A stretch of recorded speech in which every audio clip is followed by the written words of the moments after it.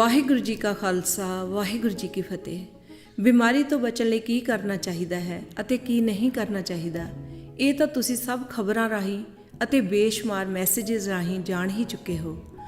ਪਰ ਕਿਸੇ ਵੀ ਚੀਜ਼ ਦਾ ਜਦੋਂ ਅਸੀਂ ਲਗਾਤਾਰ ਚਿੰਤਨ ਕਰਦੇ ਹਾਂ ਤਾਂ ਉਹ ਚੀਜ਼ ਸਾਡੇ ਨਿਕਟ ਆਉਣ ਲੱਗ ਜਾਂਦੀ ਹੈ। ਜੇ ਅਸੀਂ ਪਰਮੇਸ਼ਰ ਦਾ ਚਿੰਤਨ ਕਰਾਂਗੇ ਤਾਂ ਸਾਡੇ ਨਿਕਟ ਪਰਮੇਸ਼ਰ ਆਵੇਗਾ, ਅਤੇ ਜੇ ਅਸੀਂ ਮਾਇਆ, ਦੁੱਖ, ਬਿਮਾਰੀ ਆਦਿ ਦਾ ਲਗਾਤਾਰ ਚਿੰਤਨ ਕਰਾਂਗੇ ਤਾਂ ਸਾਡੇ ਨਿਕਟ ਇਹ ਚੀਜ਼ਾਂ ਹੀ ਆਉਣਗੀਆਂ। ਜਾਣ ਬੁੱਝ ਕੇ ਤਾਂ ਕੋਈ ਵੀ ਬਿਮਾਰੀ ਦਾ ਚਿੰਤਨ ਨਹੀਂ ਕਰਦਾ, ਪਰ ਜਦੋਂ ਇੱਕੋ ਗੱਲ ਲਗਾਤਾਰ ਵਿਚਾਰੀ ਜਾਵੇ, ਚਿਤਾਰੀ ਜਾਵੇ ਅਤੇ ਜਾਣੀ ਜਾਵੇ ਤਾਂ ਇਹ ਉਸ ਚੀਜ਼ ਦਾ ਚਿੰਤਨ ਕਰਨਾ ਹੀ ਬਣ ਜਾਂਦਾ ਹੈ। ਜੇ WhatsApp ਦੇਖੋ ਤਾਂ ਹਰ ਮੈਸੇਜ ਬਸ ਇਸ ਬਿਮਾਰੀ ਬਾਰੇ ਹੀ ਹੁੰਦਾ ਹੈ। ਜੇ ਅਖਬਾਰ ਦੇਖੋ ਤਾਂ ਮੁੱਖ ਪੰਨੇ ਤੇ ਬਸ ਇਸ ਕਰੋਨਾ ਵਾਇਰਸ ਬਾਰੇ ਹੀ ਖਬਰਾਂ ਹੁੰਦੀਆਂ ਹਨ।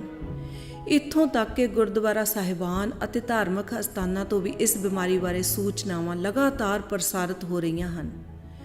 ਹੋਰ ਚਿੰਤਨ ਕਰਨਾ ਕੀ ਹੁੰਦਾ ਹੈ? ਆਪਾਂ ਨੂੰ ਵਿਚਾਰਨਾ ਚਾਹੀਦਾ ਹੈ ਕਿ ਇਸ ਚਿੰਤਨ ਦਾ ਅਸਰ ਕੀ ਹੋਵੇਗਾ। ਇਸ ਚਿੰਤਨ ਸਦਕਾ ਇੱਕ ਤਾਂ ਬਿਮਾਰੀ ਸਾਨੂੰ ਬਹੁਤ ਸ਼ਕਤੀਸ਼ਾਲੀ ਭਾਸੇਗੀ ਅਤੇ ਦੂਸਰਾ ਸਾਨੂੰ ਅਕਾਲ ਪੁਰਖ ਦੂਰ ਜਾਪੇਗਾ। ਜਦੋਂ ਗੁਰਸਿੱਖ ਲਗਾਤਾਰ ਗੁਰਬਾਣੀ ਦਾ ਪਾਠ ਕਰਦਾ ਹੈ ਤਾਂ ਪਰਮੇਸ਼ਰ ਹੀ ਪਰਮੇਸ਼ਰ ਸਭ ਪਾਸੇ ਜਾਪਣ ਲੱਗ ਜਾਂਦਾ ਹੈ, ਕਿਉਂਕਿ ਗੁਰਬਾਣੀ ਵਿੱਚ ਸਿਰਫ ਪਰਮੇਸ਼ਰ ਦੀ ਹੀ ਗੱਲ ਹੈ।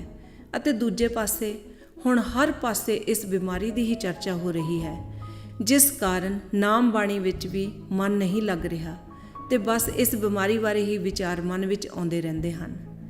ਸਾਡਾ ਵਿਚਾਰ ਹੈ ਕਿ ਸਾਰਾ ਦਿਨ ਬਸ ਇਸ ਬਿਮਾਰੀ ਬਾਰੇ ਹੀ ਪੜ੍ਹੀ ਜਾਣ ਨਾਲ, ਸੋਚੀ ਜਾਣ ਨਾਲ ਅਤੇ ਇਸ ਬਾਰੇ ਹੀ ਗੱਲਾਂ ਕਰਨ ਨਾਲ ਸਾਡਾ ਭਲਾ ਨਹੀਂ ਹੋ ਸਕਦਾ। ਇਸ ਤਰ੍ਹਾਂ ਕਰਨ ਨਾਲ ਸਗੋਂ ਇਹ ਬਿਮਾਰੀ ਵੱਧ ਫੈਲੇਗੀ, ਕਿਉਂਕਿ ਸਾਡੇ ਚਿੰਤਨ ਕਰਕੇ ਅਤੇ ਸਾਡੇ ਮਨਾਂ ਵਿੱਚ ਇਸ ਬਿਮਾਰੀ ਲਈ ਪੈਦਾ ਹੋਏ ਡਰ ਕਰਕੇ ਇਸ ਬਿਮਾਰੀ ਨੂੰ ਹੋਰ ਸ਼ਕਤੀ ਮਿਲ ਰਹੀ ਹੈ। ਅਸੀਂ ਇਹ ਨਹੀਂ ਕਹਿ ਰਹੇ ਕਿ ਇਸ ਬਿਮਾਰੀ ਬਾਰੇ ਜਾਣਕਾਰੀ ਨਹੀਂ ਲੈਣੀ ਚਾਹੀਦੀ, ਜਾਂ ਜੋ ਇਤਿਆਦ ਅਤੇ ਸੰਜਮ ਸਰਕਾਰਾਂ ਵੱਲੋਂ ਅਤੇ ਡਾਕਟਰਾਂ ਵੱਲੋਂ ਦੱਸੇ ਜਾ ਰਹੇ ਹਨ ਉਹਨਾਂ 'ਤੇ ਅਮਲ ਨਹੀਂ ਕਰਨਾ ਚਾਹੀਦਾ। ਜ਼ਰੂਰ ਕਰਨਾ ਚਾਹੀਦਾ ਹੈ, ਪਰ 24 ਘੰਟੇ ਹਫ਼ਤੇ ਦੇ 7 ਦਿਨ ਬਸ ਬਿਮਾਰੀ ਦੀ ਹੀ ਚਰਚਾ ਕਰੀ ਜਾਣਾ ਗੁਰਸਿੱਖਾਂ ਭਗਤਾਂ ਵਾਲੀ ਗੱਲ ਨਹੀਂ ਹੈ।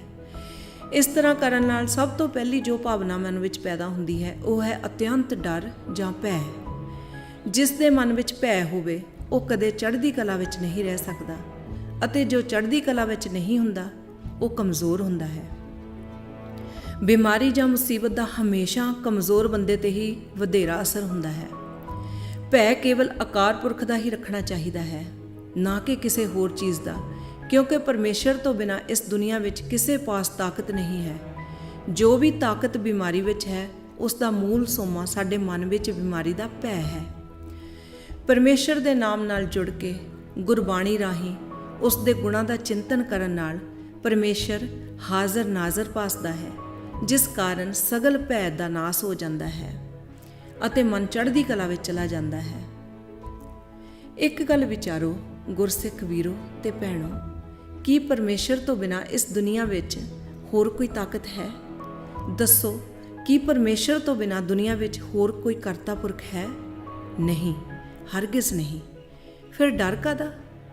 ਬਿਮਾਰੀ ਵੀ ਤਾਂ ਹੀ ਲੱਗ ਸਕਦੀ ਹੈ ਜੇ ਉਸ ਦੀ ਰਜ਼ਾ ਹੋਵੇ ਅਤੇ ਉਸ ਦਾ ਹੁਕਮ ਹੋਵੇ। ਧੰਨ ਸ੍ਰੀ ਗੁਰੂ ਰਾਮਦਾਸ ਜੀ ਮਹਾਰਾਜ ਦਾ ਇਹ ਗੁਰਬਾਖ ਸੁਣੋ ਅਤੇ ਮਨ ਵਿੱਚ ਭਾਰੀ ਤਸੱਲੀ ਮਹਿਸੂਸ ਕਰੋ। ਭਾਈ ਮਤ ਕੋਈ ਜਾਣੋ ਕਿਸੀ ਕੈ ਕਿਛ ਹਾਥ ਹੈ, ਸਭ ਕਰੇ ਕਰਾਇਆ, ਜਰਾ ਮਰਾ ਤਾਪ ਸਿਰਤ ਸਾਪ, ਸਭ ਹਰ ਕੈ ਵਸ ਹੈ, ਕੋਈ ਲਾਗ ਨਾ ਸਕੈ ਬਿਨ ਹਰ ਕਾ ਲਾਇਆ। ਐਸਾ ਹਰ ਨਾਮ ਮਨ ਚਿਤ ਨਿਤ ਧਿਆਵਹੁ, ਜਨ ਨਾਨਕ ਜੋ ਅੰਤੀ ਅਵਸਰ ਲੈ ਛਡਾਇਆ। ਗੁਰੂ ਸਾਹਿਬ ਹੁਕਮ ਕਰ ਰਹੇ ਹਨ ਕਿ ਭਾਈ ਸਿੱਖਾ, ਮਤ ਜਾਣੋ ਕਿ ਕਿਸੇ ਦੇ ਹੱਥ ਵਿੱਚ ਕੁਝ ਹੈ। ਸਭ ਉਹ ਕਰਤਾਰ ਹੀ ਕਰ ਅਤੇ ਕਰਵਾ ਰਿਹਾ ਹੈ। ਜਰਾ ਮਰਾ ਭਾਵ ਬੁਢੇਪਾ ਤੇ ਮੌਤ, ਤਾਪ ਭਾਵ ਬਿਮਾਰੀ, ਸਿਰਤ ਭਾਵ ਸਿਰ ਪੀੜ ਅਤੇ ਸੱਪ ਆਦਿ ਮੁਸੀਬਤਾਂ ਸਭ ਹਰੀ ਪਰਮੇਸ਼ਰ ਦੇ ਵਸ ਵਿੱਚ ਹਨ, ਅਤੇ ਇਹਨਾਂ ਵਿੱਚੋਂ ਕੋਈ ਵੀ ਜੀਵ ਨੂੰ ਲੱਗ ਨਹੀਂ ਸਕਦੀਆਂ ਜਦ ਤੱਕ ਹਰੀ ਦੀ ਆਪਣੀ ਮਰਜ਼ੀ ਨਾ ਹੋਵੇ। ਇਸੇ ਕਰਕੇ ਪਿਆਰੇ ਗੁਰਸਿੱਖੋ, ਪਰਮੇਸ਼ਰ ਹਰੀ ਦਾ ਨਾਮ ਜੋ ਅੰਤ ਸਹਾਈ ਹੁੰਦਾ ਹੈ ਅਤੇ ਮੁਸੀਬਤਾਂ ਤੋਂ ਛੁਡਾ ਲੈਂਦਾ ਹੈ, ਮਨ ਚਿੱਤ ਕਰਕੇ ਨਿਤ ਧਿਆਵੋ। ਇਹ ਸ਼ਬਦ ਸੁਣ ਕੇ ਗੁਰਸਿੱਖ ਨੂੰ ਇਹ ਨਿਸ਼ਚਿੰਤ ਹੋ ਜਾਣਾ ਚਾਹੀਦਾ ਹੈ, ਕਿਉਂਕਿ ਇਸ ਸ਼ਬਦ ਤੋਂ ਸਿੱਖਿਆ ਮਿਲਦੀ ਹੈ ਕਿ ਪਰਮੇਸ਼ਰ ਦੇ ਹੁਕਮ ਤੋਂ ਬਿਨਾਂ ਕੋਈ ਬਿਮਾਰੀ ਜਾਂ ਮੁਸੀਬਤ ਸਾਡੇ ਤੇ ਨਹੀਂ ਆ ਸਕਦੀ। ਸੋ ਡਰ ਅਤੇ ਫਿਕਰ ਕਾਹਦਾ? ਇੱਥੇ ਇਹ ਵੀ ਜਾਣ ਲੈਣਾ ਲਾਜ਼ਮੀ ਹੈ ਕਿ ਦੁੱਖ ਤਕਲੀਫਾਂ ਸਾਡੇ ਤੇ ਭਾਵੇਂ ਪਰਮੇਸ਼ਰ ਦੇ ਹੁਕਮ ਨਾਲ ਆਉਂਦੀਆਂ ਹਨ, ਪਰ ਸਾਡੇ ਆਪਣੇ ਕਰਮਾਂ ਕਾਰਨ ਹੀ ਆਉਂਦੀਆਂ ਹਨ। ਜੇ ਅਸੀਂ ਪਰਮੇਸ਼ਰ ਦੀ ਰਜ਼ਾ ਵਿੱਚ ਨਾਮ ਬਾਣੀ ਵਿੱਚ ਲੱਗੇ ਰਹੀਏ ਤਾਂ ਦੁੱਖ ਅਵਲ ਤਾਂ ਆਉਂਦੇ ਹੀ ਨਹੀਂ, ਅਤੇ ਜੇ ਪ੍ਰਾਲਬਧ ਕਰਕੇ ਆ ਵੀ ਜਾਣ ਤਾਂ ਬਹੁਤ ਘੱਟ ਹੋ ਕੇ ਆਉਂਦੇ ਹਨ ਅਤੇ ਵਾਹਿਗੁਰੂ ਸਾਹਿਬ ਦੀ ਕਿਰਪਾ ਨਾਲ ਝੱਲ ਹੋ ਜਾਂਦੇ ਹਨ। ਅਗਲਾ ਸਵਾਲ ਇਹ ਹੈ ਕਿ ਇਸ ਭਿਆਨਕ ਸਮੇਂ ਜਦ ਕਿ ਸਰਕਾਰਾਂ ਨੇ ਕਰਫਿਊ ਲਾ ਦਿੱਤੇ ਹਨ ਅਤੇ ਆਵਾਜਾਈ ਅਤੇ ਕੰਮਾਂ ਕਾਰਾਂ ਤੇ ਰੋਕ ਲਾ ਦਿੱਤੀ ਹੈ, ਤਾਂ ਗੁਰੂ ਕੇ ਸਿੱਖ ਨੂੰ ਕੀ ਕਰਨਾ ਚਾਹੀਦਾ ਹੈ? ਇਸ ਵੇਲੇ ਜੋ ਕੰਮ ਸਭ ਤੋਂ ਪਹਿਲਾਂ ਕਰਨ ਦੀ ਲੋੜ ਹੈ ਉਹ ਹੈ ਵਾਹਿਗੁਰੂ ਸਾਹਿਬ ਤੇ ਭਰੋਸਾ ਕਰਨਾ। ਭਰੋਸਾ ਗੁਰਬਾਣੀ ਅਤੇ ਨਾਮ ਰਾਹੀਂ ਹੀ ਆਉਂਦਾ ਹੈ, ਹੋਰ ਕਿਸੇ ਵਿਧ ਨਹੀਂ। ਸੋ ਨਾਮ ਬਾਣੀ ਨਾਲ ਜੁੜ ਕੇ ਵਾਹਿਗੁਰੂ ਸਾਹਿਬ ਤੇ ਆਪਣਾ ਭਰੋਸਾ ਵਧਾਈਏ ਅਤੇ ਉਸ ਦੀ ਸ਼ਰਨ ਹਾਸਲ ਕਰੀਏ। ਜੇ ਅਸੀਂ ਉਸ ਦੀ ਸ਼ਰਨ ਵਿੱਚ ਰਹਾਂਗੇ ਤਾਂ ਕੋਈ ਦੁੱਖ ਨਹੀਂ ਵਿਆਪੇਗਾ, ਅਤੇ ਜੋ ਦੁੱਖ ਵਿਆਪੇਗਾ ਉਹ ਮਹਿਸੂਸ ਨਹੀਂ ਹੋਵੇਗਾ, ਸਦਾ ਚੜ੍ਹਦੀ ਕਲਾ ਬਣੀ ਰਹੇਗੀ। ਭਾਵੇਂ ਇਹ ਸਮਾਂ ਬੜਾ ਖਤਰਨਾਕ ਅਤੇ ਨਾਜ਼ੁਕ ਹੈ, ਪਰ ਫਿਰ ਵੀ ਇਸ ਸਮੇਂ ਬਹੁਤ ਕੁਝ ਚੰਗਾ ਵੀ ਹੋ ਰਿਹਾ ਹੈ। ਇਹ ਸਮਾਂ ਹੈ ਜਦੋਂ ਅਸੀਂ ਕੰਮਾਂ ਕਾਰਾਂ ਅਤੇ ਧੰਦਿਆਂ ਨਾਲ ਭਰੀ ਹੋਈ ਜ਼ਿੰਦਗੀ ਤੋਂ ਜ਼ਰਾ ਰਾਹਤ ਪ੍ਰਾਪਤ ਕਰ ਸਕਦੇ ਹਾਂ ਅਤੇ ਰਿਲੈਕਸ ਹੋ ਸਕਦੇ ਹਾਂ। ਆਪ ਜੀ ਨੂੰ ਇਸ ਨਾਜ਼ੁਕ ਸਮੇਂ ਇਹ ਸੁਝਾਅ ਦਿੱਤੇ ਜਾਂਦੇ ਹਨ, ਜੋ ਤੁਸੀਂ ਮੁਨਾਸਬ ਸਮਝੋ ਤਾਂ ਅਪਣਾ ਲਵੋ। ਜਦੋਂ ਵੀ ਬਿਮਾਰੀ ਬਾਰੇ ਪੜ੍ਹੋ ਤਾਂ ਉਸ ਦੀ ਤਾਕਤ ਤੋਂ ਡਰੋ ਨਾ, ਬਲਕਿ ਇਹ ਸਮਝੋ ਕਿ ਇਸ ਬਿਮਾਰੀ ਤੋਂ ਵੱਡੀ ਅਤੇ ਕਿਤੇ ਵੱਧ ਤਾਕਤਵਰ ਸ਼ਕਤੀ ਸਾਡੇ ਗੁਰੂ ਪਰਮੇਸ਼ਰ ਦੀ ਹੈ। ਸਭ ਉਸ ਦੇ ਵੱਸ ਵਿੱਚ ਹੈ। ਜੇ ਅਸੀਂ ਉਸ ਦੀ ਸ਼ਰਨ ਵਿੱਚ ਹਾਂ ਤਾਂ ਸਾਡਾ ਵਾਲ ਵੀ ਵਿੰਗਾ ਨਹੀਂ ਹੋ ਸਕਦਾ, ਜੈਸਾ ਕਿ ਇਹ ਗੁਰਵਾਕ ਸਾਨੂੰ ਸਮਝਾਉਂਦਾ ਹੈ। ਵਿੱਚ ਕਰਤਾ ਪੁਰਖ ਖਲੋਆ, ਵਾਲ ਨ ਵਿੰਗਾ ਹੋਆ, ਮੱਜਨ ਗੁਰ ਆਂਦਾ ਰਾਸੇ, ਜਪ ਹਰ ਹਰ ਕਿਲ ਵਿਖ ਨਾਸੇ। ਕਰਤਾ ਪੁਰਖ ਸਾਡੀ ਜ਼ਿੰਦਗੀ ਵਿੱਚ ਤਾਂ ਹੀ ਖਲੋਵੇਗਾ ਜੇ ਅਸੀਂ ਗੁਰਬਾਣੀ ਰਾਹੀਂ ਅਤੇ ਨਾਮ ਜਪ ਕੇ ਉਸ ਨੂੰ ਆਪਣੇ ਨਿਕਟ ਮਹਿਸੂਸ ਕਰਾਂਗੇ।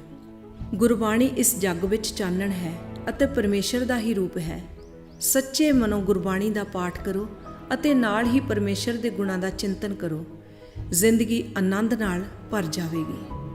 ਅਗਲਾ ਸਵਾਲ ਹੈ ਕਿ ਕਿਸ ਬਾਣੀ ਦਾ ਪਾਠ ਇਸ ਸਮੇਂ ਕਰਨਾ ਚਾਹੀਦਾ ਹੈ?